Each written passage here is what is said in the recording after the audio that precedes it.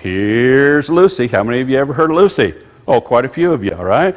Lucy was found by Dr. Johansen. He found 40% of a creature that he believed walked upright like man. He believed it was a female. That's why they named her Lucy.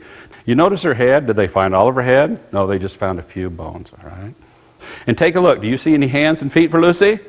No, they never found any hands and feet for Lucy herself. But look what came out. A museum right after Lucy became popular came out with this right here. And what a beautiful gal they show. There's Lucy. Beautiful, kind of looks like a chimpanzee type creature, beautiful hands. They even tell us down below that she had auburn hair. In other words, her hair was kind of reddish. Now at the time, remember, they never had her head, they never had her hands. But even if they did have her head and hands, can they tell you what color hair she had from some fossils? No. And you go to the Denver Museum and you go through and they show you all your ancestors, and before you step out of the museum, there's Lucy there to say goodbye to you at the door. Now take a good look, guys. You guys see a secret? Take a look at her skull. Did they find all the bones? No, only ones that's dark in color. And then you take a big step back, and what do you notice about Lucy? What did they give her? Hands and feet. Hands and feet that they have never found.